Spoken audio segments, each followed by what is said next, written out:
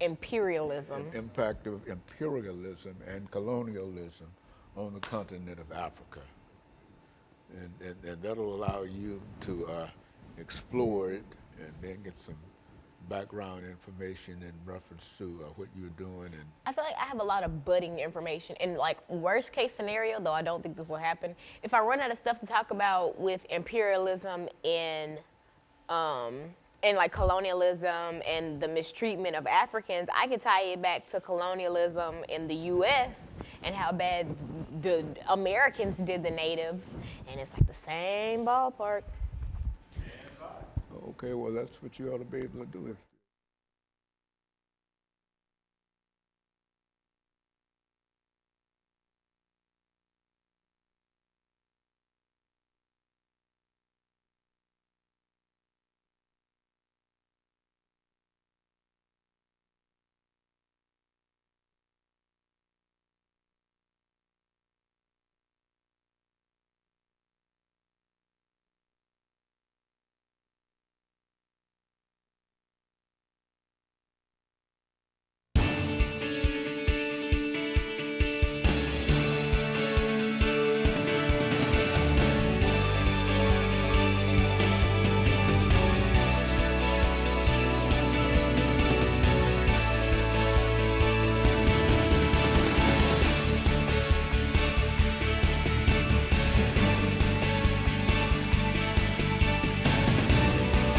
Thank you and welcome to the show today.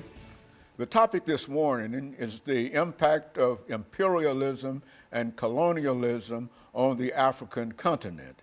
And to talk about the impact of colonialism and imperialism on Africa, we have with us Alana McLaughlin. Now, Lana, let's start off today by having you to give us some information in reference to your background, your education, and some of the things that were important in terms of eventually bringing you to us. But I also must remind the audience, in case you forget, that this is the beginning of the 9th year that we've had with you, and we certainly appreciate you.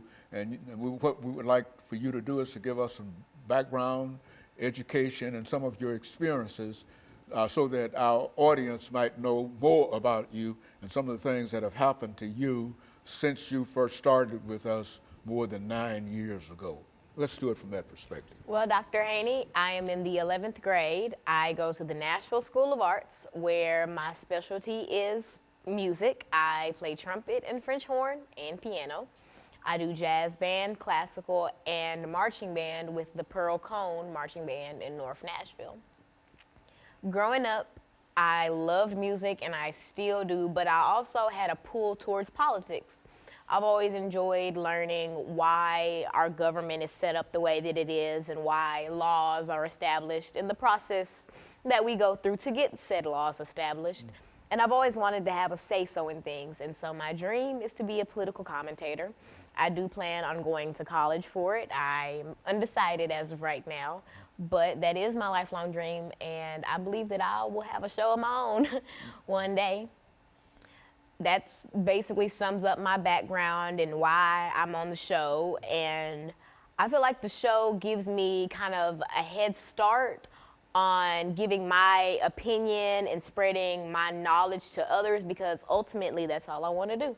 And I feel like I can appeal to my age group a lot better, seeing as they'll probably respond better to someone who looks like them and is of their same, age range, as opposed to listening to Fox News or CNN.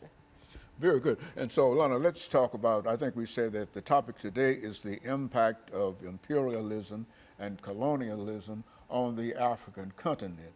And during the last part of this segment, let's have you to give us some information in reference to the definition of imperialism, colonialism in the African continent, and why this should be important in terms of what we're talking about today.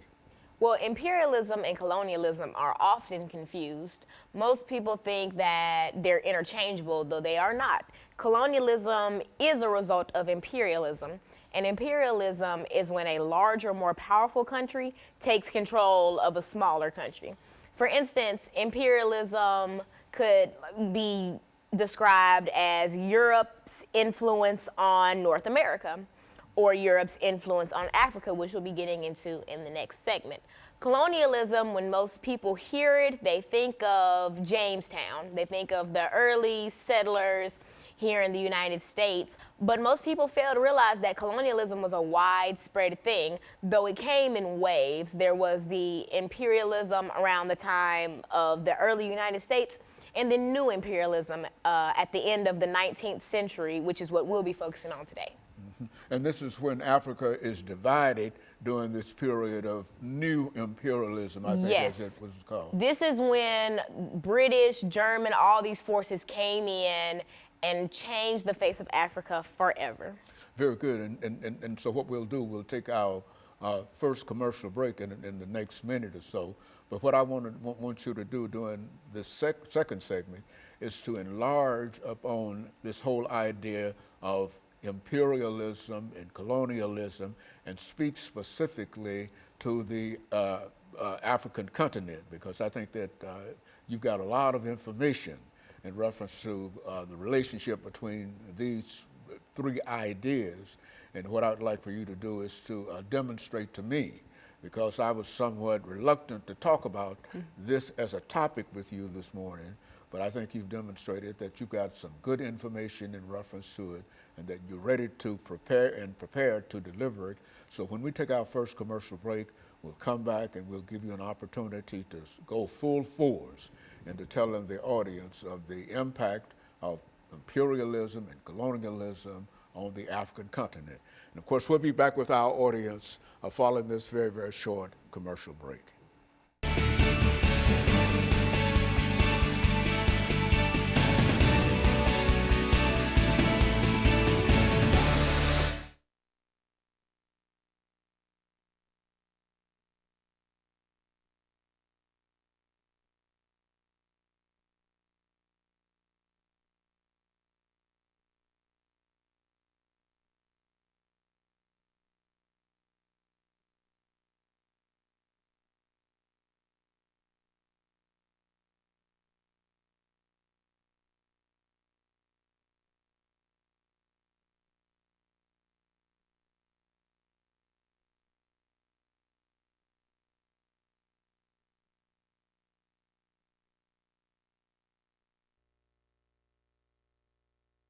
Back to the second segment of the show for today, and then we'll talk about the impact of imperialism and colonialism on the African continent. And then we can get into it. We'll have 8 minutes to do. This is going to be 8, right? Yeah, and then 8 10. minutes, then 10 minutes to do the second.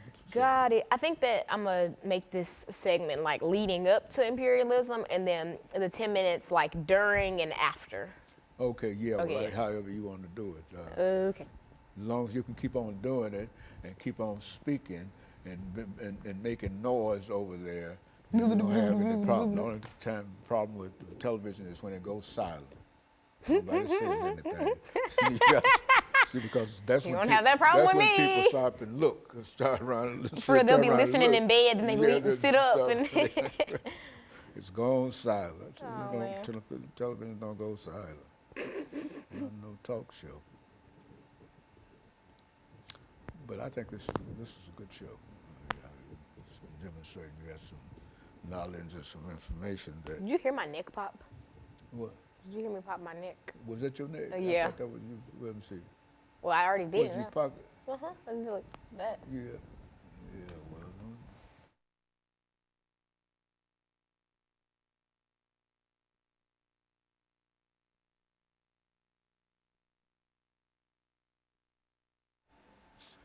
Thank you and welcome back to the second segment of the show for today. We're talking to Alana McLaughlin, and she's giving us some information in reference to the impact of imperialism and colonialism on the African continent. And so, Alana, let's take this second segment to become involved with what we mean when we say what kind of impacts are we talking about and what were the consequences of all of this activity and et cetera. Speak from that perspective. To fully understand the effects of colonialism and imperialism in Africa, we must study what imperialism and colonialism is and what made it unique to what happened to Africa. So in the last segment, I talked about how imperialism and colonialism are not interchangeable, though most people believe that they are. In imperialism, the Webster definition for imperialism is when a larger country takes control of a smaller country because they're less powerful.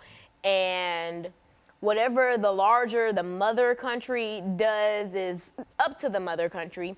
And we see that in effects in like early colonial United States, Jamestown, etc.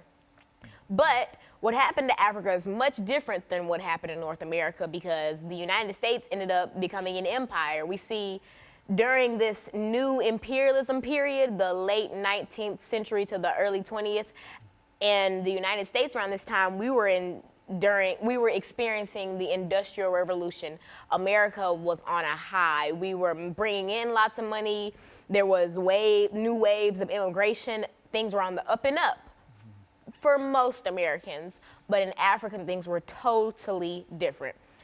The scramble for Africa is the term coined to describe how European countries were fighting and scrambling to carve out Africa and to make it into new colonies so that they could have power in Africa and so that Africa could feed their greed. Now, the scramble for Africa had three different categories that all made it come together. The first was economic. Now, like I mentioned, the Industrial Revolution was going on during this time period, and not just in America, but also in Europe. And because of this, European countries were constantly looking for countries where they could export raw materials, where they could have a profitable market, and a good, safe, and secure place to build companies and to mine, etc. And so they immediately thought Africa and Asia, but Africa obviously got a more negative effect of imperialism. Now, after they figured out that Africa would be just such an economic boost, the political factors came into it. Now, some of the big European powers like Britain, France, Germany, Italy, etc., all of these countries were fighting for power. They all wanted to be the next big country, the next this, the next that. And one of the easiest ways to be able to do that is to conquer and colonize these African then tribes and ethnic groups. They weren't necessarily colonies or countries yet. Now, the last is social. Now, during the Industrial Revolution, things in Europe weren't always on the up and up like how I described they were in the United States. There was lots of social displacement from people in rural areas whose homes are now like mining towns or like factory towns. There was lots of unemployment and lots of homelessness.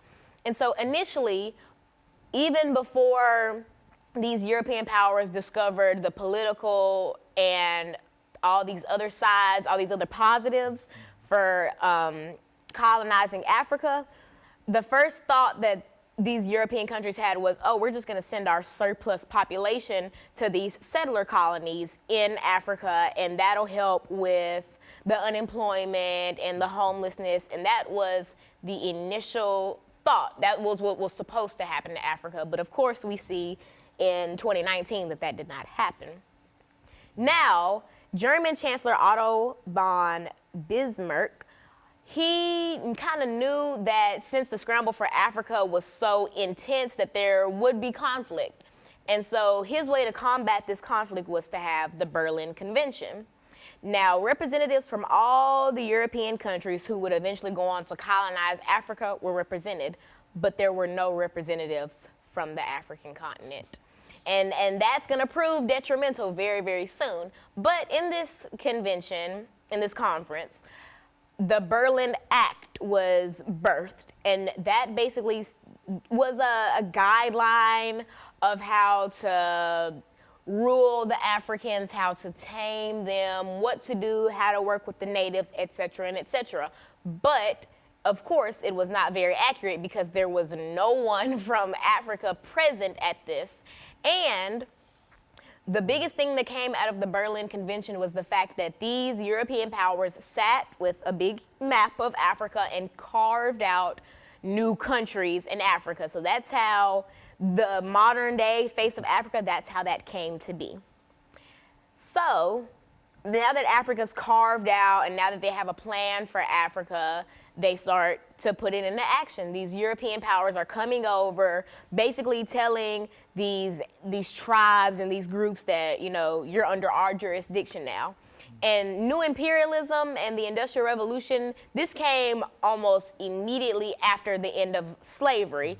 And so now the Africans are worried. They're like, slavery just ended and now we're just being re-enslaved in our own homes. And that was the beginning of the horrible, horrible impact that imperialism had on Africa.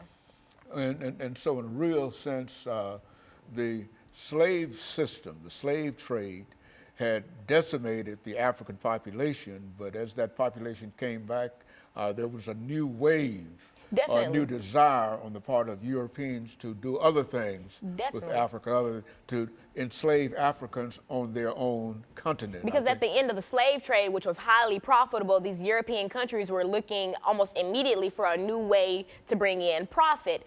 And the Industrial Revolution came at a very, very great time, but there was a lack of workers and a lack of raw materials, both of which they decided they were going to get from Africa.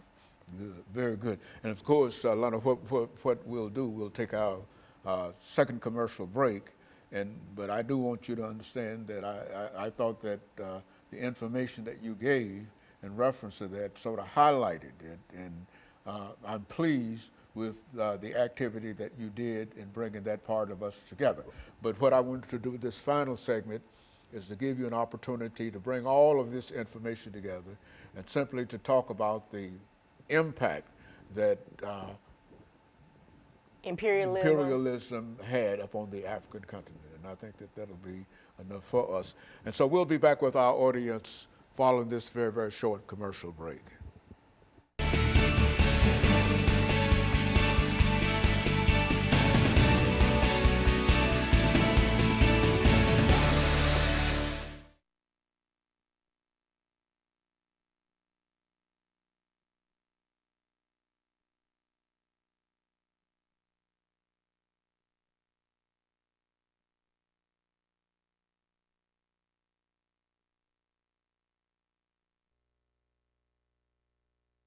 Because sometimes I don't have anything to say in reference to it. So, let me pull it all together.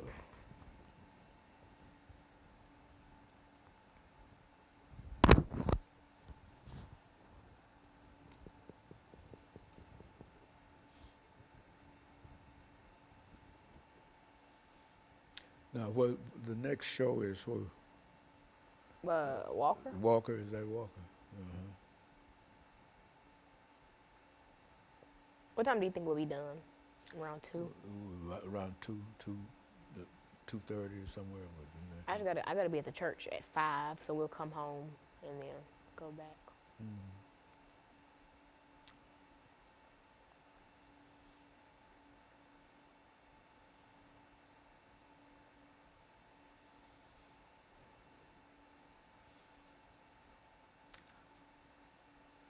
We have to roll that down. That's some time we didn't use, you know that. Oh, I didn't. Yeah. I didn't know. So you don't see it, but I can see it. Yeah, I don't. I'm just going with the flow. Yeah. Well, that's all right.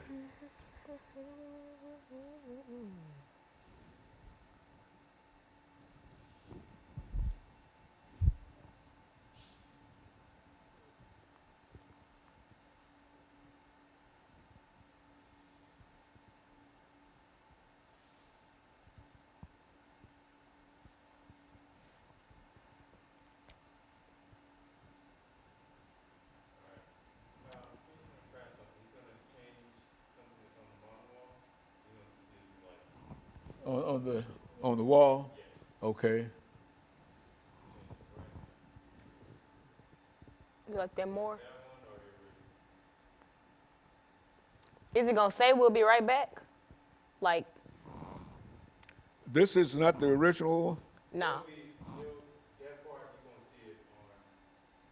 Okay, so you know how we were having the problem that big thing was kind of cut off? Well, he just put another one up there. And so now you can see the full comments with Dr. James Haney. So do you want to keep that? Yeah, let's keep that. Yeah, let's keep that. Okay, this is the last segment, 10 minutes.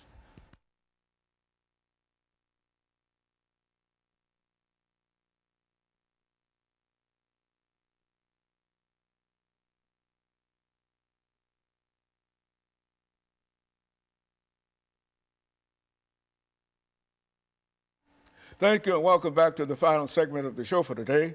We're talking to Alana McLaughlin, and she's given us some information in reference to the impact of colonialism and imperialism, Lana, had upon the African continent. And I think you gave us some excellent information in terms of laying out the conflict that we have to deal with. But let's take the last 10 minutes of this program to give you an opportunity to develop this idea of the impact and the reasons for some of the things that we're talking about here. Now, one of the biggest effects of imperialism and colonialism on Africa was the loss of culture. There was this idea that the Europeans had that, oh, we're the smartest and the most able people in the world, and so everybody should try to be more like Europe. And so after carving out Africa at the Berlin Convention, these powers believed that they were going to take their Western ideals and Western culture and Western language and throw it onto Africa, which in turn stripped Africans of their native tongue and their native clothing and their way of life before they were disturbed. One of the darker effects of imperialism is ethnic conflict. Now, most people, they hear about different African countries that are in civil war or that are just in the dumps, and they hear about it and they believe, oh, Africa, they're just crazy and they're this and that and they need to be tamed. But most people fail to realize that there is a reason why these African countries are in the state that they're in. In 1994, the Rwandan genocide, the Tutsis and the Hutus. Most people don't know that back when Germany had control of Rwanda, a lot of times they had this system of racism and segregation between the Tutsis and the Hutus, and often the Germans would cater more to Tutsis, which really wedged the Tutsis and the Hutus apart. About 30, not even 30, a few years after the end of imperialism, though its effect has never really ended. A few years after the official end of imperialism, we see formal imperialism. Exactly, we see and new imperialism. We see the Rwandan genocide, and most people think, oh, and I'm sure in 1994, the Americans and Europeans who were watching the genocide from the comfort of their homes were just like, oh, these Africans, they need to be tamed and they need somebody to come in and help. But they fail to realize that because of this systematic racism that the Germans put upon the Tutsis and the Hutus, it drove them apart. And so the Hutus finally gained control of Rwanda, and in 1994 killed 800,000 Tutsis in the span of 2 or 3 months, I believe. And a lot of people fail to realize where this type of stuff comes from. For instance, in the Congo, they're in civil war right now. A lot of people don't understand why they're in civil war or what's happening or why the M23 has control of the Congo, but it all stems back from imperialism. It stems back from pitting these countries against each other. It stems from ripping them out of their homes, forcing them to work, forcing them to find shelter in these gangs, in these groups, in these terrorist groups, forcing them to compete with Europeans for a way to live. We see in the Virunga State Park, which is home to the rare mountain gorillas in the Congo is currently under the control of the M23, and the state park is struggling to stay open while there are powers that are coming in that are trying to mine in the park, though mining is illegal in the park, and that are trying to take away the livelihood of these people. And it just makes me sick that so many outsiders don't realize that Africa as a whole, the continent, did not choose to be the way that it is. And it certainly did not choose to be portrayed the way that it is. And so I feel like it is my duty on the show to be able to bring a different insight into stuff like this, because I know that once I first learned about the Rwandan genocide, it scared me. I thought, how could people be so cruel to each other? Then I realized people aren't naturally just that cruel to each other. There's some type of outside, interference, and I realized that that was Europe. That was people coming in and pitting these countries together. Oh, when I mentioned in the last segment that at the Berlin Convention there were no representatives from Africa there, when they were carving out what the countries, all these borders and whatnot, oftentimes they would separate ethnic groups and tribes that were allies, that had similar like farming techniques or agricultural techniques. They would split up these countries and then put them, or they would make a new country or like a new colony with ethnic groups that didn't really get along with each other, that had different ways of life. For instance, with the Tutsis and the Hutus, I want to say that the Hutus tended to be more cattle herders and the Tutsis were more workers. And so Germans would often favor the Tutsis because this was during the Industrial Revolution, and they would put those people in the industries, while the Hutus were people who should have been around more cattle herders and should have been around people who had a similar way of life as them. And all these little things caused the major problems. Ethnic conflict is still going on in Africa. There are some conflicts that are still going on from the period of new imperialism. Like I mentioned with Rwanda, a lot of the Hutus who were killing Tutsis in Rwanda fled to the Congo. And now we see that the Congo is in civil war. And it's honestly just, it never ends. It's like the domino effect. You come in and you tip this domino, and then all these people are affected and they go on to affect other people, and it never ends. And so when people say that, European powers need to come in and tame Africans, or when Americans say that they need to be Americanized so that they're civilized and so that they can work together, it's not their fault. It is purely because people came into their home, stole land from them, and left them. They took the raw materials from Africa. They took so much gold, ivory, etc., stuff that they were originally trading, but Europe became greedy and they figured, I don't want to trade, this just should be mine.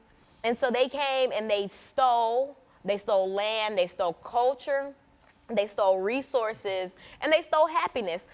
I mentioned in the last segment that new imperialism and the Industrial Revolution came pretty close after the end of the slave trade. These people were already being uprooted from their homes and shipped overseas to work for people who didn't care about them in the slightest. And now there's another form of slavery, but just from the comfort of their own homes. And that's not right. And I feel like a lot of countries, other continents failed Africa. We as Americans failed Africa because even in 1994 during the Rwandan genocide, it was televised. How did we allow that to go on for 2-3 months, allow 800,000 Tutsis to be slaughtered with clubs and machetes and be beheaded and kidnapped and recruited into all these militant groups? I feel like the country and our ignorance towards the problem honestly allowed a lot of this stuff to go on.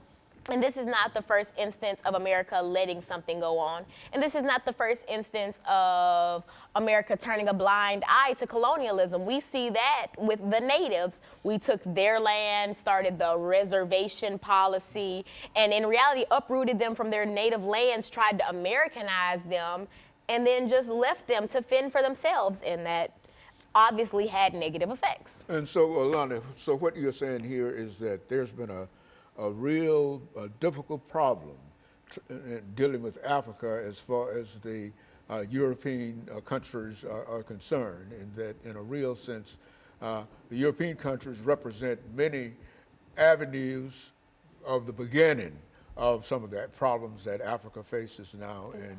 And so what I want to do is to thank you for that information, and to explain to myself how